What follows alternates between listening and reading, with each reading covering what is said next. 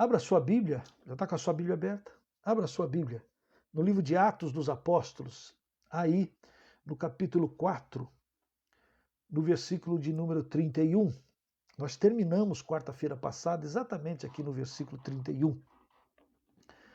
No versículo 31 é o encerramento de mais um ato, um acontecimento fantástico, algo que mexeu com a igreja e com a estrutura da igreja.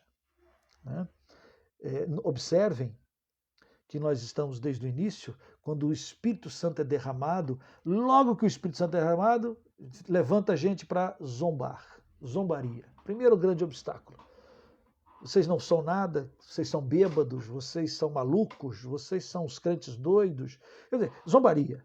Você não tem capacidade para fazer, você é fraco, você é pobre, você é homem, você é mulher, você é velho demais, você é novo demais. Sempre há alguma coisa para dizer que você não tem capacidade e aquilo que você se propõe a fazer para a glória do Senhor Jesus Cristo, que isso não vale a pena ir à frente. Mas a igreja venceu, os apóstolos venceram, tempo de graça e glória, a igreja desenvolve, vai crescendo, a comunidade vive de uma maneira maravilhosa. Ali em Atos 2 viviam a comunidade, ninguém tinha necessidade de nada, porque todo mundo ajudava, todo mundo participava, havia comunhão, a igreja desenvolvia. De repente, capítulo 3, mais um grande ato. Um grande ato, que é o fato de Pedro subir para o templo com João, e quando ele sobe para o templo com João, encontra um paralítico, oram pelo paralítico e ele salta, sai pulando, e aquilo é impressionante, porque todo mundo fica admirado, a cidade fica em alvoroço, e todo mundo quer saber em nome de quem, que poder é esse, que esse cara que era um paralítico, que todo mundo conhecia, agora está dando saltos aí. E aí Pedro prega e o número chega a 5.000 pessoas, né? A igreja vai crescendo assim com esses acontecimentos. No final do capítulo 4, em consequência daquela cura maravilhosa, Pedro e João foram parar na prisão, passaram uma noite na cadeia, por inveja, não é? E depois foram ameaçados, não falem, não preguem, não mencionem, não deem testemunho, não proclamem o nome de Jesus, deixa para lá, porque essa sempre é a primeira das intenções diabólicas contra você e contra a igreja, porque você não tem a coragem de falar de Jesus, que você não tem a coragem de dar testemunho, que você não abra a sua boca, que você não convide ninguém, que você não fale do amor de Jesus. Ainda mais agora que a igreja está fechada, então também se aplica a nós. Ah, a igreja está fechada mesmo, então fica parecendo que a igreja é o templo, a construção lá. Não, a igreja é muito mais do que um templo, uma construção. Aliás, aqui em Atos dos Apóstolos, o que não tem é um templo, isto é, uma construção pela qual nós chamamos hoje de igreja. Existia o templo de Jerusalém, o templo construído para os sacrifícios judaicos. Não é? Mas não é a igreja, é um local que os apóstolos se reuniam ali para proclamar e pregar o evangelho de uma maneira muito fluida, muito fácil, muito direta. Né? Pois bem, no capítulo 4, 31, diz o versículo 31, tendo eles orado, porque depois que eles foram ameaçados, eles reuniram a igreja, o grupo, e eles falaram, gente, fomos ameaçados. E quem ameaçou foi o Sinédrio. O que faremos? E aí eles oram. A oração deles é fantástica. A oração deles é bem diferente das orações que normalmente nós fazemos.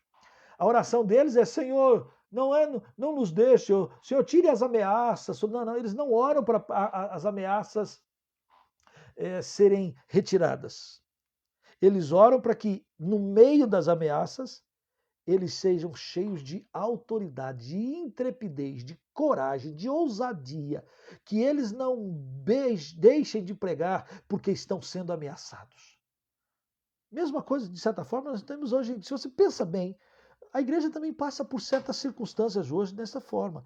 Às vezes a ameaça não é uma ameaça explícita, mas às vezes ela é assim meia disfarçada. Ela é tipo assim, olha lá, hein?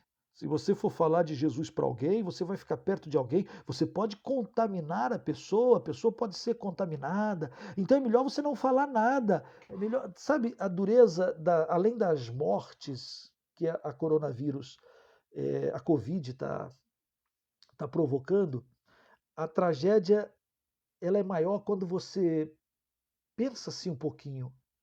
Quantas dessas pessoas, além de perder a vida física, estão perdendo aquilo que é eterno, isto é, a vida eterna. Aí a tragédia aumenta, você não acha? Porque quando uma pessoa é crente e ele morre, nós temos um consolo. Qual é o consolo? Que estar em Cristo, estar com Cristo, é incomparavelmente melhor. Esse é um grande consolo. Claro, é um consolo eterno.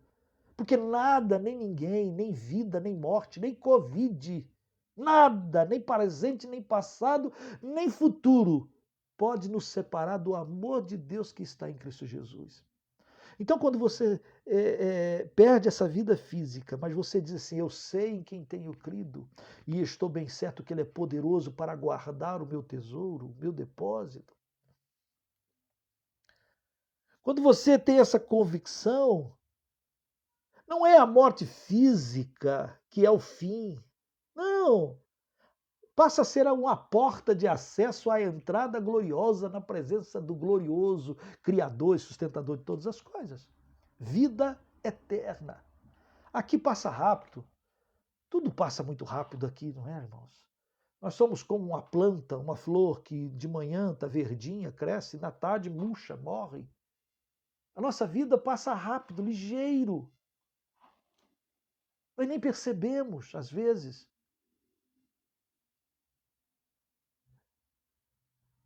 Mas a vida com Deus preparada em Cristo Jesus, eterna? Ah, sim, eterna.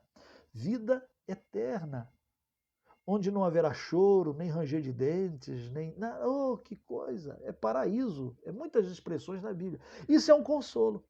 Agora, a tragédia não é apenas para aqueles que morrem fisicamente, mas a tragédia se torna maior quando aqueles que morrem fisicamente morrem também. Estão mortos espiritualmente. E como nunca se encontraram com Jesus, ou como talvez ninguém tenha de fato compartilhado de Jesus como ele, eles morreram nos seus pecados. Isso é uma tragédia. Uma tragédia. Então, de certa forma, temos ameaças. Olha, não fale. Se você abrir a boca, se você falar, se você fazer isso, você está fazendo mal, você está em pecado, ou então você vai ser multado. Então tem certas formas silenciosas, às vezes até prudentes, que com o propósito que você não compartilhe do amor, nem da graça, nem de cuidado de ninguém. Cuidado de cuidar, o cuidado de cuidar de pessoas, claro, silenciosamente. Então nós temos que saber inventá-las e vencê-las e pedir que o Senhor nos dê autoridade e intrepidez.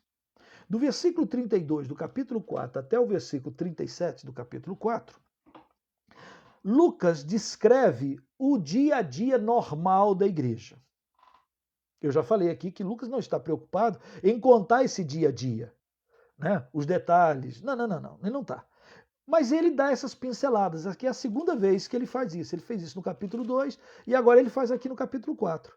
Olha como é que o texto é maravilhoso. Olha como deve ser o viver normal da igreja. O viver normal da igreja. E o viver normal da igreja daquela época era assim. Ó, esse tempo de normalidade era isso. Olha só. Da multidão dos que creram. Era o coração e a alma. Uau! Ninguém considerava exclusivamente sua nenhuma das coisas que possuía. Tudo lhes era comum. Versículo 32.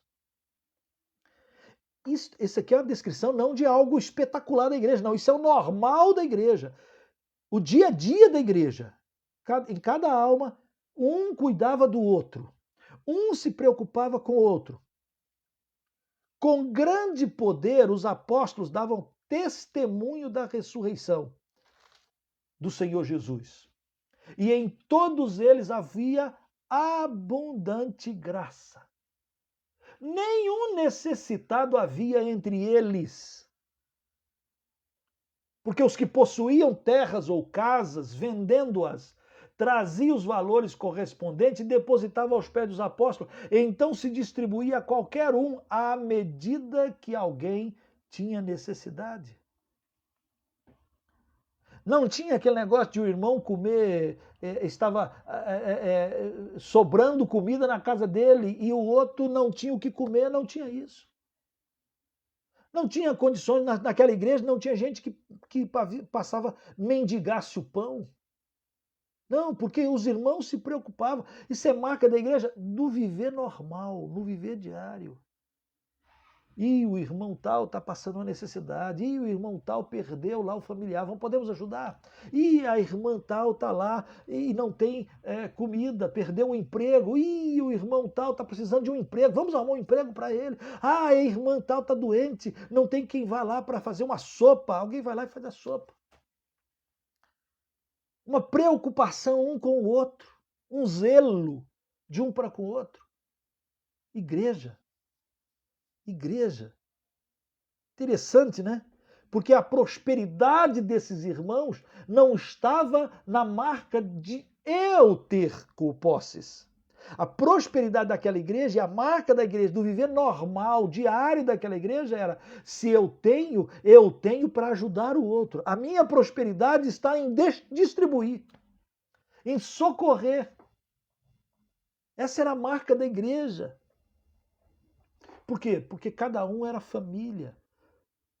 Uma só alma, vamos para o mesmo lugar, somos irmãos, somos filhos do mesmo Pai, é o mesmo sacrifício, há um só Senhor, uma só fé, um só batismo, um só. Somos dele, era a marca da igreja, e isso era o dia a dia, isso era o segunda, a terça, a quarta, a quinta, a sexta, o sábado, o domingo, a segunda, terça, diariamente. Esta é a marca da igreja. Se você recordar, no capítulo 2, Lucas fala a mesma coisa, no versículo 42. Como vivia, perseverava na doutrina, na comunhão, no partir do pão, nas orações. Em cada alma havia temor, muitos sinais e prodígios eram feitos por intermédio dos apóstolos. Todos os que creram estavam juntos, tinham tudo em comum. Não havia necessitados. Esse era o dia a dia da igreja. Casa em casa, partir dos pão, oração, louvor, dando glória a Deus, andando, um ajudando o outro, um socorrendo o outro, um se preocupado com o outro. Isso é marca de igreja. E eu diria, marca que a gente precisa resgatar. Resgatar. A vida cristã não é feita apenas de culto em culto. Ah, nós vamos agora, domingo, nós vamos para a igreja para cultuar a Deus. Depois, segunda, terça, quarta, quinta, a gente nem se preocupa com os irmãos. Não, não é isso. O viver diário, em cada alma havia temor, cada um se preocupava com o outro, cada um ajudava o outro. Essa era a descrição da igreja, a igreja que está embrionária, de certa forma, nascedora, caminhando e enfrentando um monte de obstáculos, de provação e de barreiras, para que eles não prosseguissem. Então, Pedro e João foram para o templo, curaram um paralítico, um ato maravilhoso, em consequência daquilo, pessoas se convertem, mas também eles são ameaçados para não proclamar, não pregar, ameaçando cada vez mais. Ordenaram-lhes que absolutamente não falassem nem ensinassem em nome do Senhor Jesus. Todas as barreiras, em primeiro lugar, quer fazer com que a gente pare. Primeiro, pare de ser filho de Deus. Pare de proclamar. Pare de abrir a boca. Pare de testemunhar. Pare de sonhar os sonhos de Deus. Pare de caminhar em direção à visão que o Senhor deu. Pare. pare de ser igreja, pare de contribuir, pare de ajudar os irmãos, pare de orar, pare. No viver diário, de repente, surgem coisas maravilhosas. No capítulo 4, versículo 36, até o capítulo 5, versículo de número 11, surge uma grande barreira. Só que esta barreira, ela tem o mesmo propósito das anteriores. Só que as anteriores eram barreiras de fora para dentro. Entendem?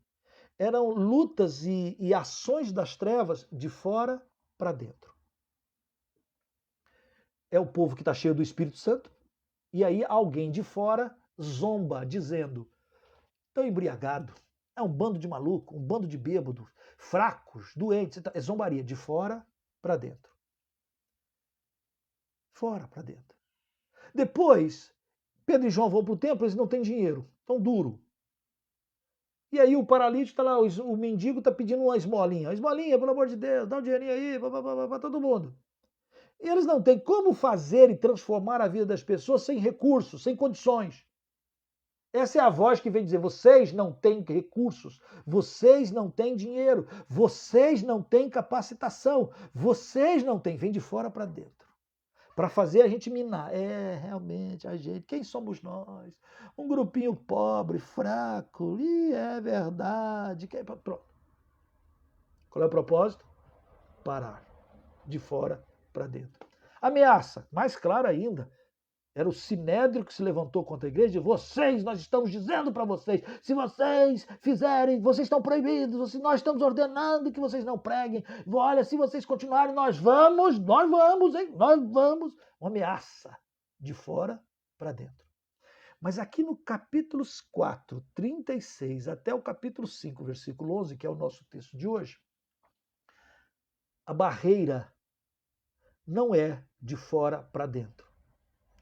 A barreira é de dentro para fora. Vamos ler? Está com a sua Bíblia aberta? Atos, capítulo 4, versículo 36. Porque aqui Lucas vai fazer um contraponto.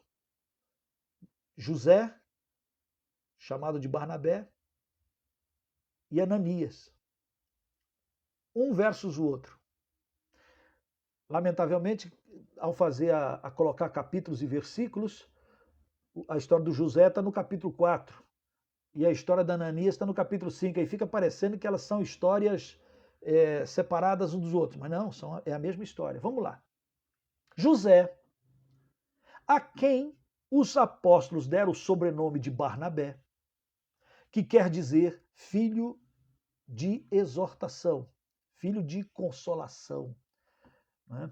Então, o José, os apóstolos botaram apelido nele de Barnabé, porque eles acharam que o José era tão assim maravilhoso, tão consolador, tão exortador, tão amoroso, tão motivador, né? Quando puxava a orelha, nem doía, né? Era um cara, ele exortava com amor. E aí o pessoal começou a chamar ele de Barnabé, que significa, filho da consolação, ei, lá vai o filho da exortação, lá vai lá vai, né? Homem cheio do Espírito Santo. Barnabé era levita, natural da ilha de Chipre, versículo 36, estão comigo aí lendo, né? Como se tivesse um campo, vendendo, trouxe o preço e o depositou aos pés dos apóstolos. Ninguém falou para o José que se ele vendesse ou ofertasse, ele ia ser próspero. Ninguém fez apelo porque estavam precisando de dinheiro. Ninguém fez apelo. Ninguém contou uma história dramática. Oh, meus queridos, olha aqui, o meu sapato está furado, olha aqui as minhas dificuldades. Não precisou fazer isso. Ninguém fez isso. O José era crente, José tinha olhos, José vê que a obra que precisava ser feita.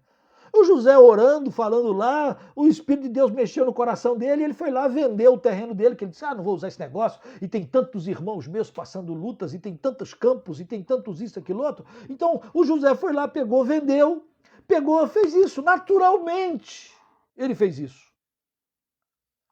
Colocou aos pés dos apóstolos. Entretanto, olha a Lucas fazendo a narrativa. José fez isso. Ele tinha um terreno, vendeu e colocou aos pés dos apóstolos. Só. Entretanto, já entendeu que ele está ligando, é a mesma coisa. Certo homem chamado Ananias. Então ele vai comparar a história de José com a história de Ananias. A motivação de José com a motivação de Ananias. A orientação que veio sobre José e a orientação que veio sobre Ananias. Entretanto, certo homem chamado Ananias, com sua mulher Safira, vendeu uma propriedade. Em outras palavras, também tinha uma propriedade. Mas em acordo com a sua mulher, reteve parte do preço e, levando o restante, depositou aos pés dos apóstolos. Então disse Pedro, Ananias, por que encheu Satanás o teu coração para que mentisse ao Espírito Santo, reservando parte do valor do campo?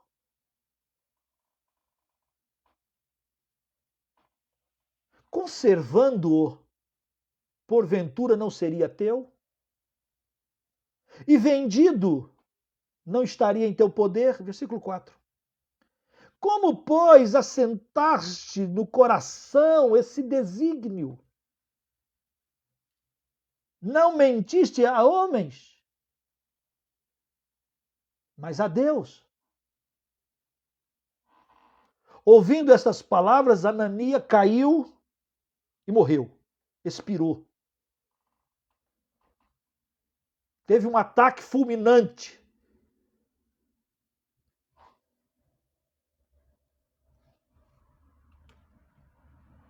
Morreu. Olha o contraposto entre José e Ananias. Qual é a barreira espiritual que está vendo no oposto desses dois homens? Um tinha uma propriedade, vendeu, colocou aos pés dos apóstolos. É chamado de filho da consolação. O outro tinha uma propriedade. Ambos tinham a propriedade. Ambos venderam a propriedade. Um é chamado de filho da consolação. E o outro vai dizer, por que Satanás encheu o teu coração? Um cheio do Espírito Santo e outro cheio do espírito de porco. Qual é a grande diferença? E qual é, então, essa grande barreira que Lucas registra? Eu chamo essa barreira de pseudo-espiritualidade, de falsa espiritualidade. E isso é um negócio tão dramático, tão sério, que afeta tão profundamente a você, a mim, a igreja atual, e afetaria plenamente a igreja emergente de Atos dos Apóstolos de Jerusalém. Se essa doença, essa falsa espiritualidade não é debelada, falsa espiritualidade torna as pessoas religiosas, falsa espiritualidade torna as pessoas hipócritas, falsa espiritualidade traz um falso consolo, acham que podem negociar e fazer coisas com Deus e podem achar que podem ocultar coisas de Deus. A falsidade, a hipocrisia destrói qualquer relacionamento com Deus. Deus abomina a hipocrisia. Por quê? Porque não dá para esconder de Deus, não dá para fugir de Deus. Não dá para. Você pode fugir de homens, você pode esconder de homens, você pode fazer de conta. Era uma brincadeirinha. Então você pode ter aparência de sabedoria, aparência de espiritualidade, aparência, mas não ter vida. realidade. E Deus vê, Deus sabe. Então, eu creio que quando José, movido pelo Espírito de Deus, sentiu o desejo de vender a propriedade e colocar os joelhos dos apóstolos, ele o fez porque ele quis fazer.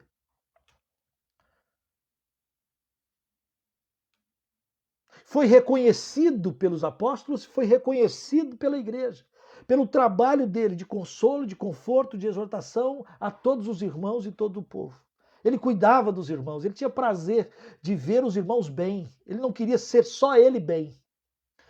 E aí eu fico imaginando que quando José pegou o recurso que ele vendeu, provavelmente um saco com moedas ali, que eu não sei qual é o valor, ele pegou aquele dinheiro, levou e colocou lá aos pés dos apóstolos. Olha, eu vendi a propriedade, vocês usem aí, porque tem muitos irmãos passando luta, está desempregado, tem muito problema, então ajuda aí, faz o que quiser fazer. Pessoal, todo mundo louvou a Deus, exaltou. Ananias viu isso. Ananias viu e ficou pensando, eu queria também ser como José, eu queria também ser um homem reconhecido como um homem cheio do Espírito Santo. Eu queria que me desse um apelido de Barnabé. Eu queria que me desse eu queria ser. Eu queria. No coraçãozinho dele, estava o desejo dele ser reconhecido como alguém, vamos dizer assim, espiritual. E aí ele pensou, o que José fez para ser reconhecido? O José, ele tinha uma propriedade. E ele pensou, eu também tenho. José vendeu a propriedade. Eu também posso vender. Vou vender também a minha propriedade. E vou colocar os pés dos apóstolos lá. E aí todo mundo vai me achar que eu sou um cara espiritual. Não? Legal, um plano jóia. Aí ele deve ter ouvido uma vozinha que Pedro vai dizer que era Satanás. Ele ouviu uma vozinha transfigurada de prudência. Deve ter ouvido uma vozinha assim, mas Ananias, nós precisamos ser prudentes. Já pensou se a gente der todo o nosso dinheiro? A gente vende a propriedade, vai dar todo o dinheiro? Se você der todo o dinheiro, Ananias, e vai que no ano que vem uma pandemia, uma Covid. Vai que no ano que vem a aposentadoria não entre. Vai que a gente, entendeu? A gente não pode ser assim imprudente. Não pode ser imprudente. O que faremos? Mas se Ananias, pensa bem no que você vai fazer.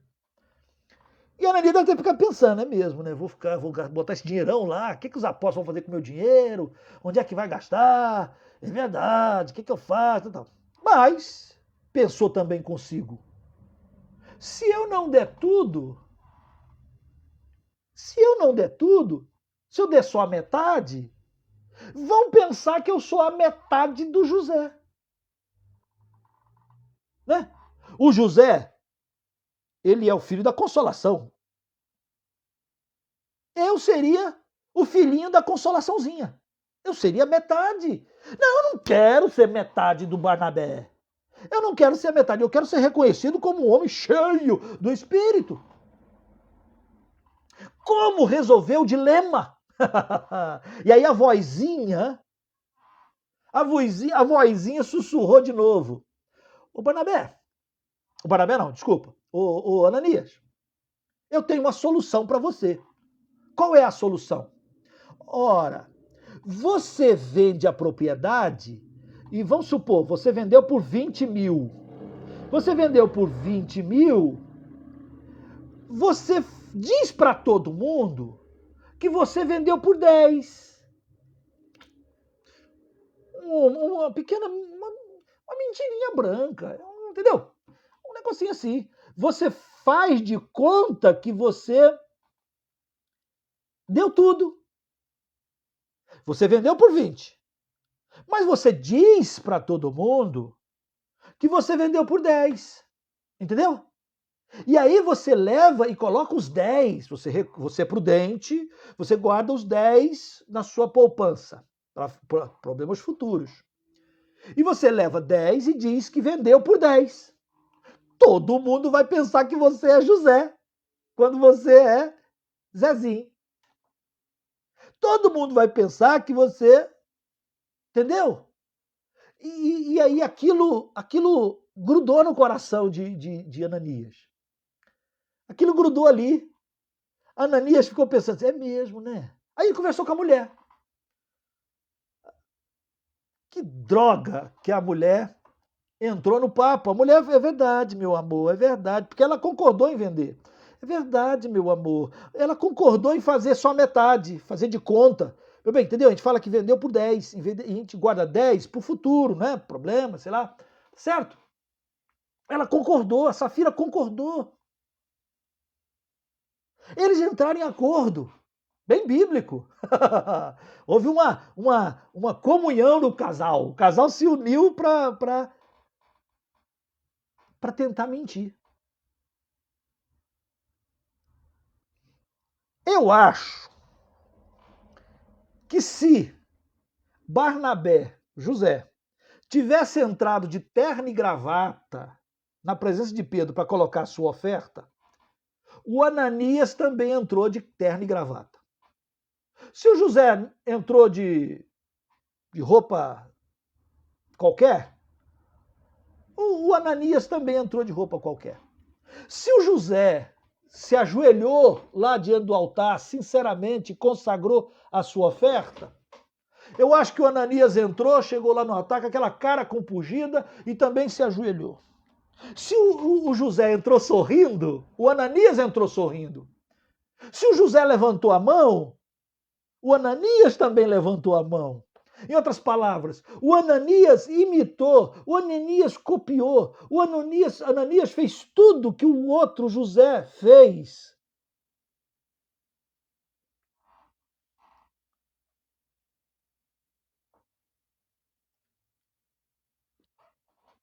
Parece que às vezes a gente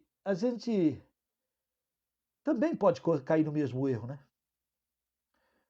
Tem um irmão do nosso lado no culto que está dando glória a Deus, está realmente louvando, está orando, está ali, e de repente ele se prostra lá, ajoelha. E aí você que quer parecer que é espiritual, você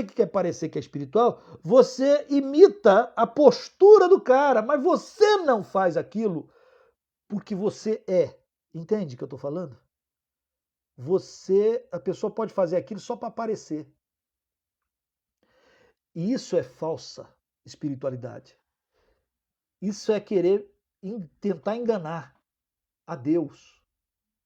As pessoas em volta podem até achar que você está sendo espiritual. Você levantou as mãos, porque o outro levantou, você levantou também. E eu não estou dizendo que você não deve levantar as mãos, não estou dizendo que você não deve bater palma, não estou dizendo nada disso. Eu estou dizendo que quando você fizer, você tem que fazer por ser movido pelo Espírito Santo, para Deus, para a glória do Senhor. Por isso que esse é um problema de dentro para fora. É um problema aqui dentro, meu dentro. Eu estou demonstrando isso para quem? Para quem? É você que briga em casa, vem brigando com a mulher no carro. Só vai para a igreja. Aí você vem, vai, briga. Quando chega perto da igreja, quando chega assim, vai entrar na igreja, você fala assim, dá a mão. Aí dá a mão para a mulher e os dois entram na igreja como se tivesse tudo as mesmas. Tudo bem, querido? A paz do Senhor Jesus. E agora com a máscara tá ótimo, né?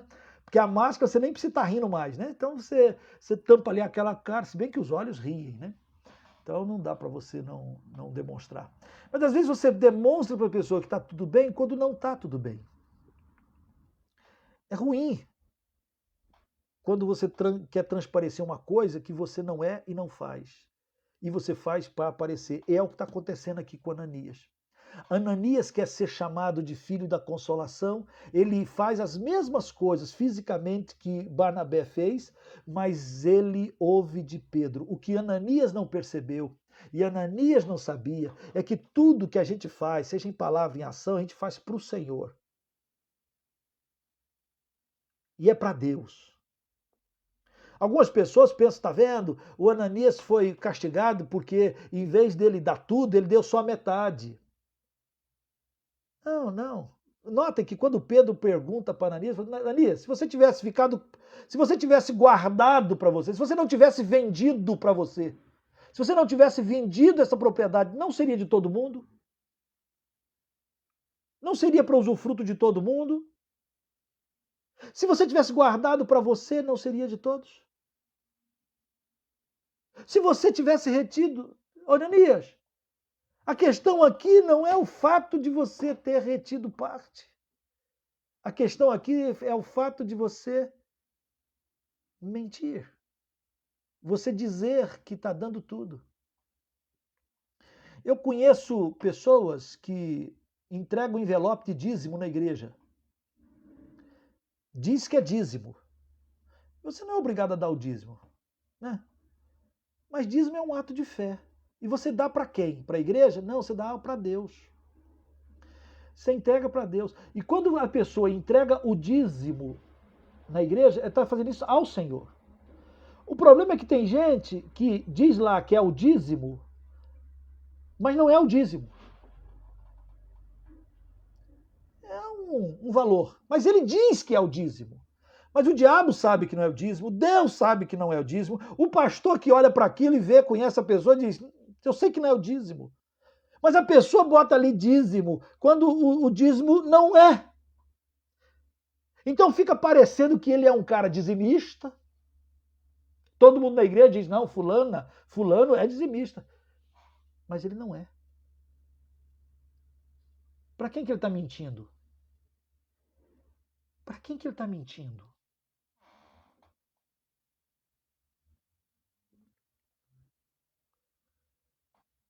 Você não é obrigado a dar. Você dá o dízimo se você quiser, querido. Agora, você dizer que é o dízimo e não ser o dízimo, e aí eu vou dizer para você, se você não sabe, o dízimo é a 10ª parte. Eu ganho 100, 10. Eu ganho 1.000, 100. Eu ganho 1 milhão. Deu para entender? 10. É facinho, é uma conta fácil que Deus faz.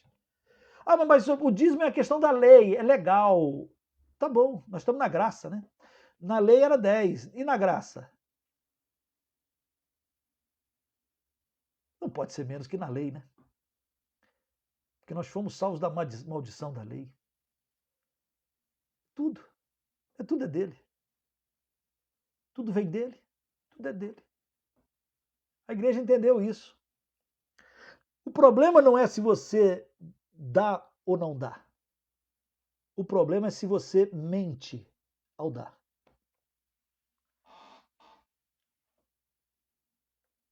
Naquela época, e parece que hoje em dia nós temos poucos que têm o mesmo discernimento e a mesma autoridade de Pedro. Porque Pedro olhou para Ananias e tinha dom de discernimento e viu que Ananias era falso. Estava fazendo aquilo para aparecer.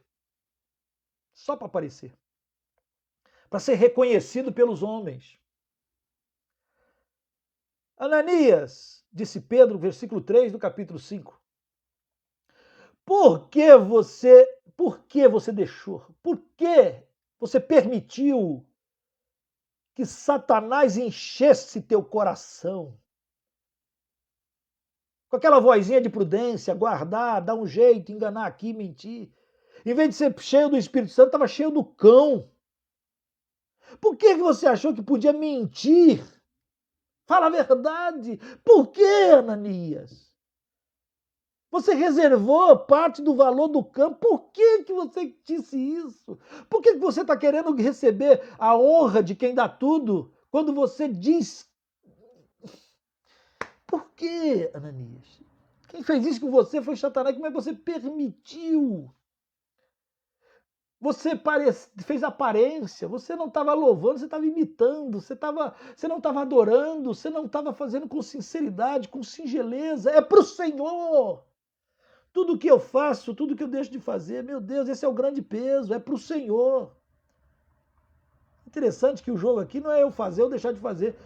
A questão é eu querer mentir. Uma hipocrisia. Uma vida cristã meia boca. Uma vida cristã sem vergonha. Uma vida cristã de aparência. Entende o que eu estou falando? É isso que está em jogo aqui. Você vai lá, cumpre os votos. Não, eu já cumpri meus votos, já posso fazer besteira. Já posso aprontar.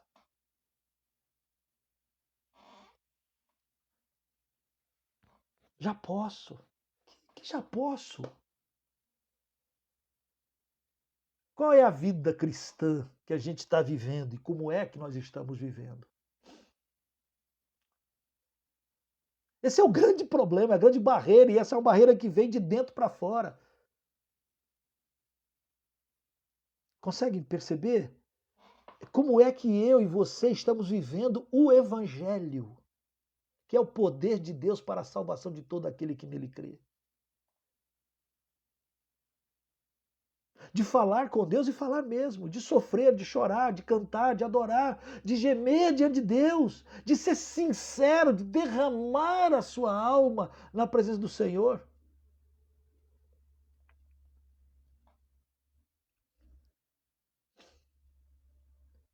Quando Ananias é confrontado, e nós temos poucos que confrontam hoje, quando Ananias é confrontado, ele tem sei lá, um ataque cardíaco, ele tem um peripateco, fulminantemente ele morre. Versículo 6 do capítulo 5 diz assim, ó, que parecia o sepultamento de hoje, nesse período de Covid. Esse período de Covid tá ruim para tudo, né, gente? Não dá nem para morrer. Não tá bom para morrer, não tá bom para fazer aniversário. Se faz aniversário, não pode fazer festa. Mas se você morre, nem velório tem, velório hoje. Né? Não dá nem para abrir o caixão.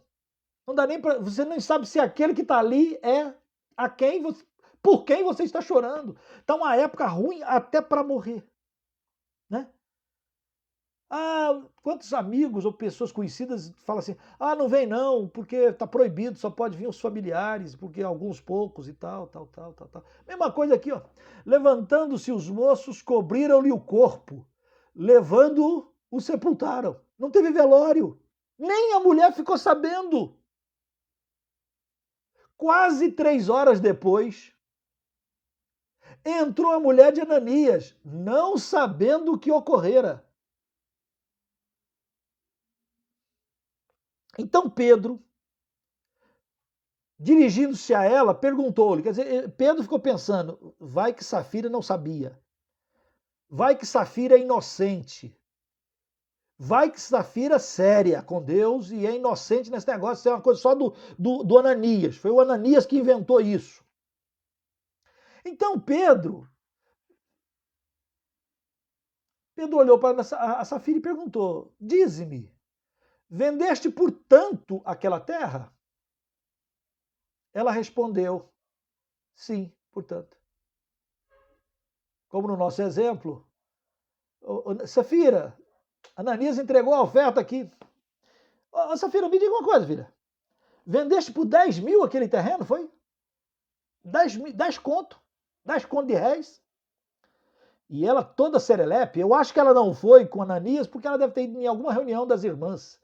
Ela deve ter ido naquelas reuniões familiares lá e reuniu lá, e falou assim, reuniu as reuniões da União Feminina. Sabe o que o meu marido está fazendo agora? Não, nós fomos abençoados. Deus tocou no nosso coração. E nós também temos uma propriedade. A Ananias conseguiu vender, não conseguiu um dinheiro bom, não, conseguiu 10 conto. Mas Deus abençoou e ele está lá entregando a sua oferta lá. As irmãs todas devem ter dito: oh, glória a Deus, Safira, que maravilha! Safira deve ter entrado assim no templo toda querendo receber algum tapinha nas costas. Safira deve ter entrado, né? Desceu da glória, agora é hora, reconhecimento público. Mal ela sabia que ali na cortina, ali estavam os pezinhos dos adolescentes, dos jovens, todo mundo olhando assim de solar, atrás da cortina, todo mundo viu quando Safira está chegando, ficaram assim, ih, lá vem Safira, lá vem Safira, lá vem Safira. E agora, o que vai acontecer? Lá vem Safira. Todo mundo ficou ali, ó, na cortininha. E Pedro olhou para ela e perguntou isso, vendeste por 10, Safira? Quando você vendeu? E ela, mulher submissa, a Bíblia diz que a mulher sábia edifica a sua casa. Essa aqui não edificou a sua casa, ela concordou com a miséria. Ela concordou com o coração cheio por Satanás. Ela concordou com a hipótese de enganar a Deus e enganar os irmãos de ser elogiados, homens e mulheres cheios do Espírito Santo, mas a partir de um subterfúgio, de uma mentira.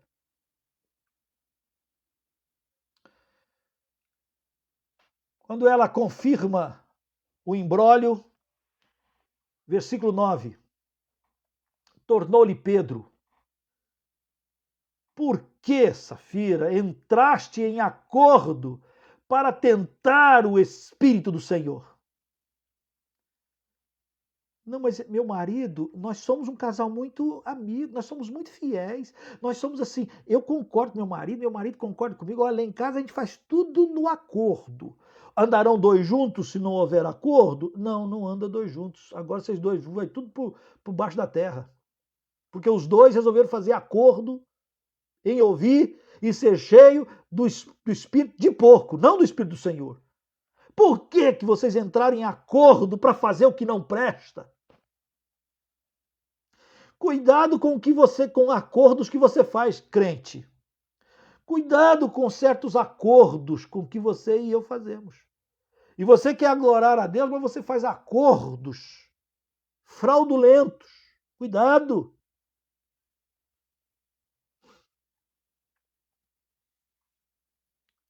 Eis aí a porta os pés dos que sepultaram teu marido,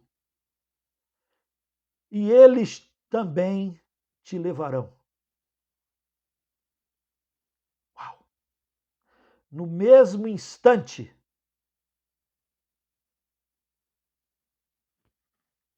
morreu. Caiu ela aos pés de Pedro e estribuchou, expirou. Fulminante, AVC, ataque cardíaco, Covid atômica. Entrando os moços, acharam-na morta e, levando-a, sepultaram-na junto do marido.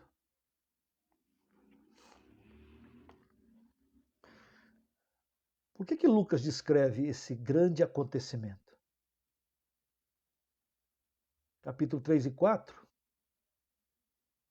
é o milagre da cura de um coxo, paralítico. 5.000 pessoas entregam-se ao Senhor Jesus. A igreja cresce. Só de homens. Então, provavelmente, a igreja tinha mais de 10.000 membros. Por que Lucas faz esse contraposto entre a vida de José com a vida de Ananias? Dentro da igreja. Dentro da igreja, tem gente que é movido pelo Espírito Santo de Deus, cheio do Espírito Santo, que oram, que contribuem, que olham para os irmãos e para as suas necessidades e querem ajudar e querem repartir à medida que são abençoados. E que o fazem não porque são constrangidos por um apelo emocional, eles são tocados pelo Espírito. Somos povo, somos corpo. Cantam de coração, louvam de coração, adoram de coração, se prostram de coração, amam de coração, ajudam de coração, fazem com sinceridade, fazem no seu limite, fazem na sua capacidade, fazem assim, porque o Espírito do Senhor move, faz para Deus. Faz até na sua impotência, faz dizendo, Senhor, quem sou eu? O que é essa oferta? Isso não vale nada, o que sou eu? Mas, Senhor, recebe de coração, é para a tua glória, para o teu louvor. Fazem.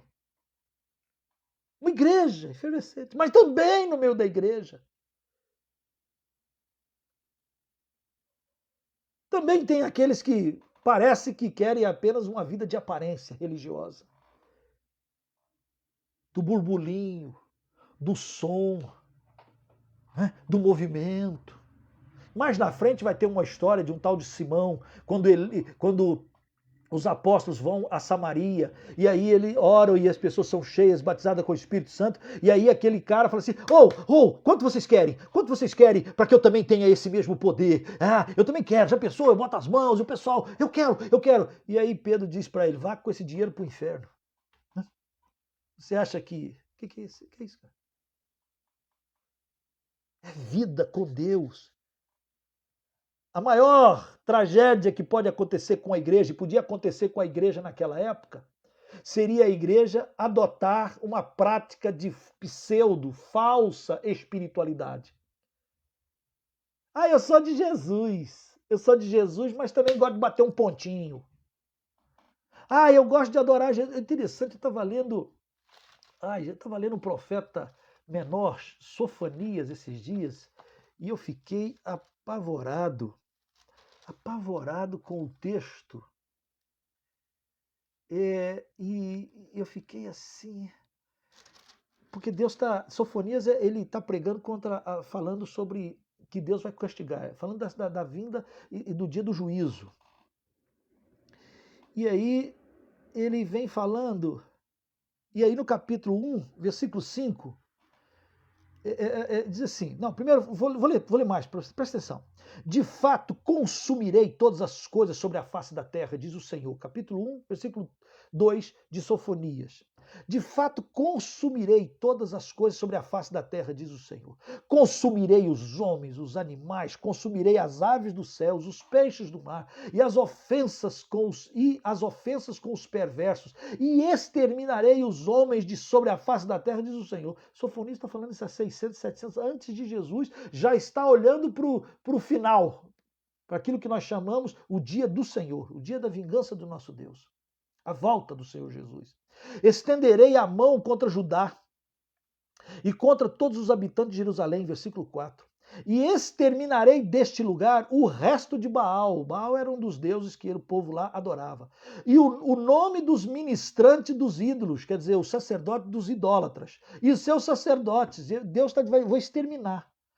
Prestem atenção agora, versículo 5 diz assim: os que sobre os eirados adoram os exércitos do céu, e os que adoram ao Senhor, ao Jeová, e juram pelo Senhor Jeová, mas também juram por Milcom.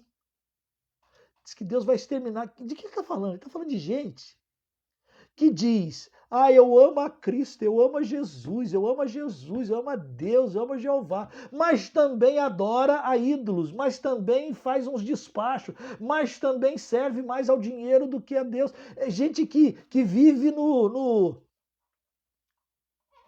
tentando ter um pé na igreja, um pé no mundo, um ser do Senhor Jesus, mas é gente que não tem um compromisso sério com o Senhor, gente que acha que pode agradar a Deus e ao diabo, gente que pode agradar a Deus e a Mamon. Não podeis servir a Deus e a Mamon. Ananias é exemplo de quem quer servir a Deus e a Mamon.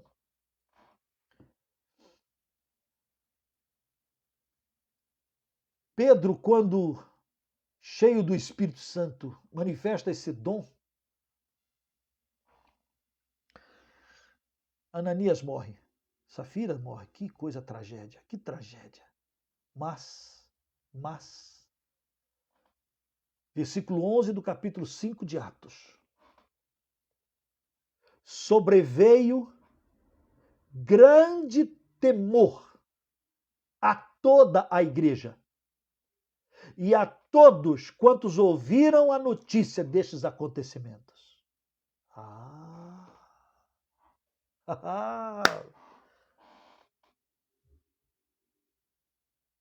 A lambança de Ananias e Safira e o tratamento disciplinar duro trouxe à igreja e aos demais temor.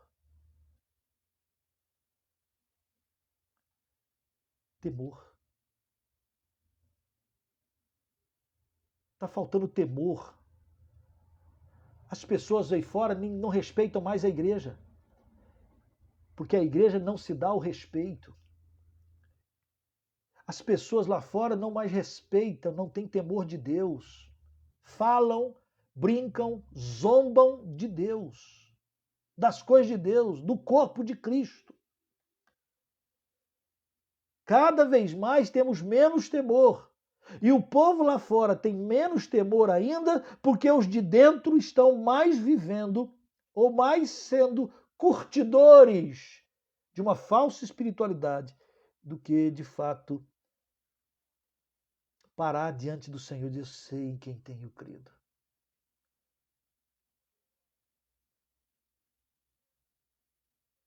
O Senhor Jesus.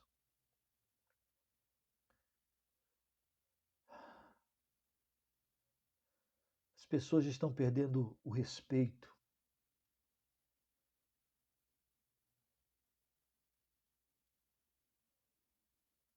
Nós estamos precisando de trazer à memória a presença de Deus, que de Deus ninguém zomba. Não dá para esconder, não há pecado que não haja de ser revelado.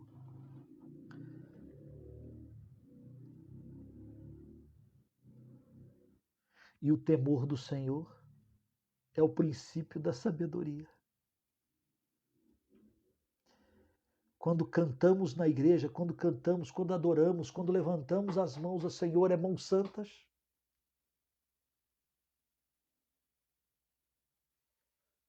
Somos movidos pelo Espírito Santo.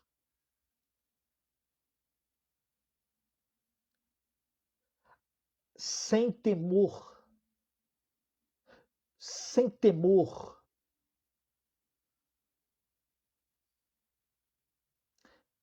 Que somos nós? Que faremos nós? Sem saber que Deus está olhando, está vendo.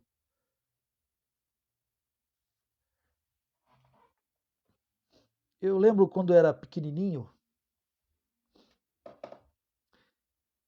mesmo, devia ter, sei lá, 5 anos, 6 anos.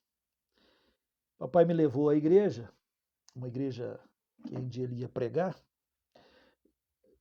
e fomos lá e chegou na hora da escola dominical, separou as salas, né? Classes, eu era pequenininho e fui. E levei no bolso assim eu tinha 2 notinhas para dar de oferta. 2 notinhas para dar de oferta. E aí chegou na hora da ofertória, a professora fez lá, tirava oferta nas classes e tal. E aí tirou a oferta. Eu tinha 2 notas, uma no bolso e outra na outra. Uma oferta, um dinheirinho, que eu não lembro mais qual era o valor, era uma notinha novinha, bonitinha, limpinha. Era notinha joia. A outra notinha era uma notinha toda amassada, colada com durex. Era uma notinha toda suja, do mesmo valor. Mas uma era muito ruim, muito... e a outra era limpinha, bonitinha. Chegou na hora do ofertório, qual foi a moeda que eu dei?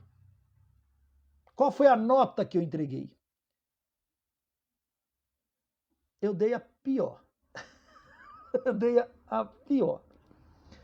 Aí entreguei aquela ofertinha, né? Desencargo de consciência, pequeno, criancinha.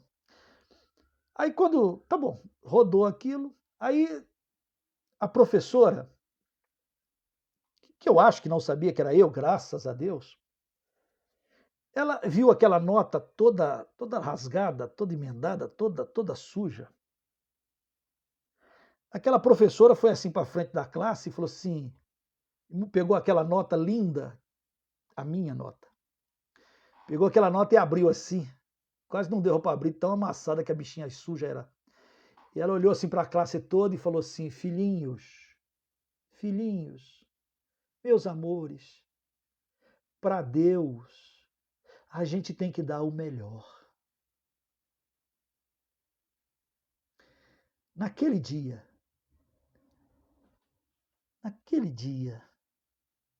eu queria morrer. Eu queria achar um buraco. Eu queria enfiar a cabeça. E eu fiquei dando glória. Eu acho que ela não sabe que fui eu. Ela não sabe, que ninguém sabia que era eu, porque eu dei tão assim, sabe? Então, no secreto.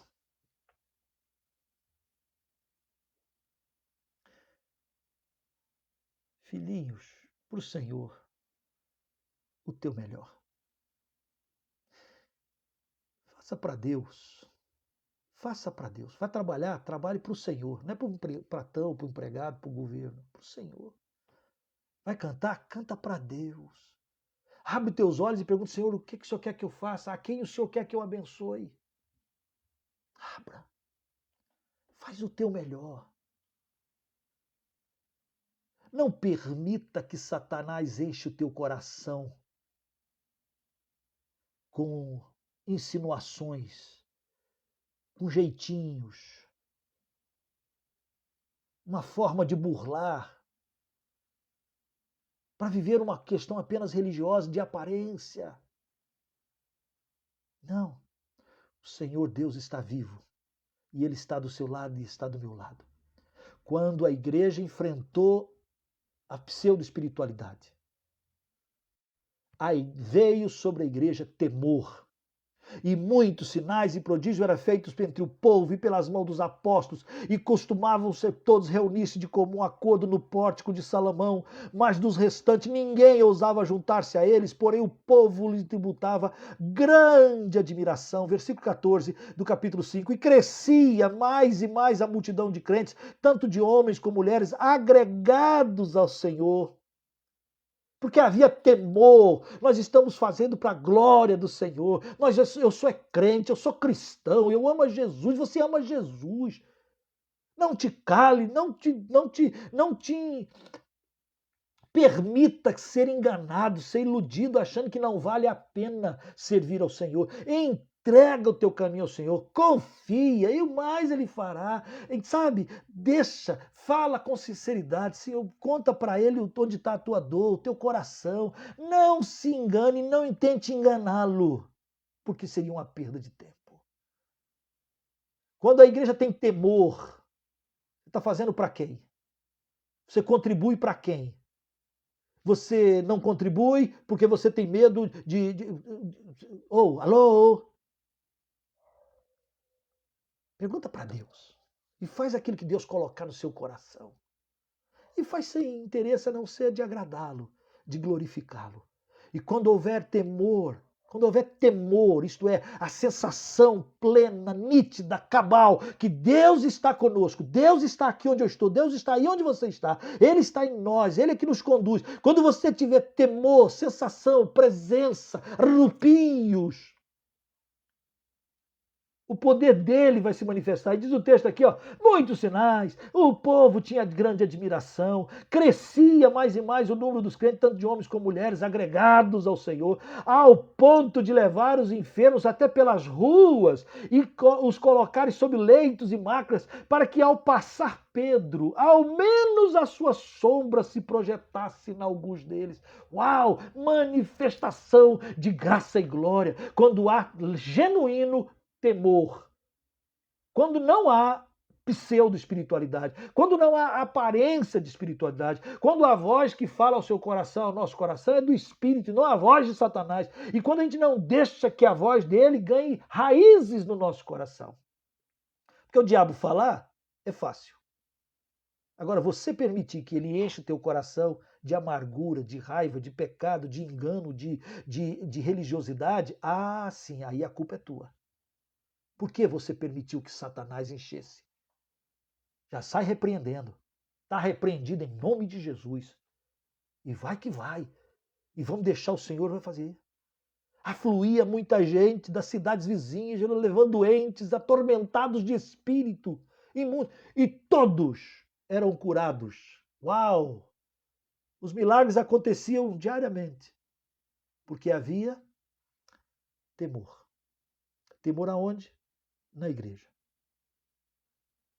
Que Deus encha a sua casa, a sua vida, do santo temor do Senhor e Salvador Jesus Cristo. Nós estamos pregando a palavra de Deus. Nós estamos lendo a palavra de Jesus. É na autoridade do Espírito Santo de Deus que eu e você precisamos testemunhar nesse presente século mal do seu amor, do seu poder, da sua salvação, do seu perdão. É na autoridade, é no temor, na presença, na sinceridade. Que o Senhor te encha, que você ouça a voz do seu Espírito, que você recuse todas quaisquer palavras que sejam, mesmo na aparência de prudência, de tal maneira que você queira disfarçar o seu verdadeiro eu, você bote isso de lado. Não deixe Satanás encher teu coração, porque ele está interessado em religiosidade. Mas Deus não está preocupado com religiosidade, querido. Deus está preocupado com fidelidade. Saul estava preocupado com sacrifícios. E Samuel vai dizer: sacrificar não é mais importante do que obedecer. Obedecer é melhor do que sacrificar. Entregue o teu caminho ao Senhor, confia nele, e o mais ele fará. O temor do Senhor, Deus conosco, Deus contigo, Deus aqui. Que Deus abençoe a sua vida. Vamos orar? Vamos orar. Pai Santo, Pai, eu quero te pedir que a visitação poderosa do teu Espírito Santo ali em Atos, no capítulo 5, no momento trágico de perda de Ananias e Safira, eu quero pedir, Senhor, que o Senhor visite também a cada um de nós, visite a tua igreja, para que haja em nós temor. Senhor, que nós não brinquemos de ser cristãos, que nós não brinquemos nem sejamos religiosos, mas que nós caminhemos na tua verdade, na tua palavra, debaixo do teu Santo Espírito, na autoridade de Jesus, para a honra e glória do teu santo nome. Então eu quero te pedir, ó Santo Espírito, visita agora cada um de nós, cada um. Vê se há em nós algum caminho mau e guia-nos por caminhos eternos. Quero te pedir o teu perdão. Quero te pedir graça, pedir que o Senhor renove a nossa força, a nossa fé, a certeza de que o Senhor está conosco todos os dias e que nada nem ninguém pode nos separar do amor do Senhor para conosco. Oh, Pai amado, anda conosco e que este santo temor possa ser a tônica do nosso relacionamento. Obrigado, Pai. Obrigado porque o Senhor nos recebe. Obrigado porque o Senhor nos ama. Obrigado porque o Senhor nos perdoa. Obrigado por Jesus Cristo, por meio de quem nós temos acesso ao Senhor. Graças te rendemos e pedimos que o Senhor nos transforme na semelhança e naquilo que o Senhor quer que sejamos, semelhantes a Jesus. Faz de nós, Senhor, faz de cada um de nós instrumentos vivos nas tuas mãos, para a honra e glória de Jesus. Assim clamamos. Amém. Amém. Amém. Amém. Amém. Que bom que você chegou até aqui, você está conosco até esse momento. Que exército, que irmãos preciosos. Que Deus te abençoe. Que a presença dele seja uma constante aí na sua vida nessa semana. Queria pedir que você compartilhasse esse vídeo nas suas redes. Se você entendeu que seja uma palavra de Deus, é uma maneira de você ter de divulgar a palavra e divulgar também o vídeo. Esse vídeo está aqui no Facebook, mas também vai estar lá no YouTube. Então divulgue também.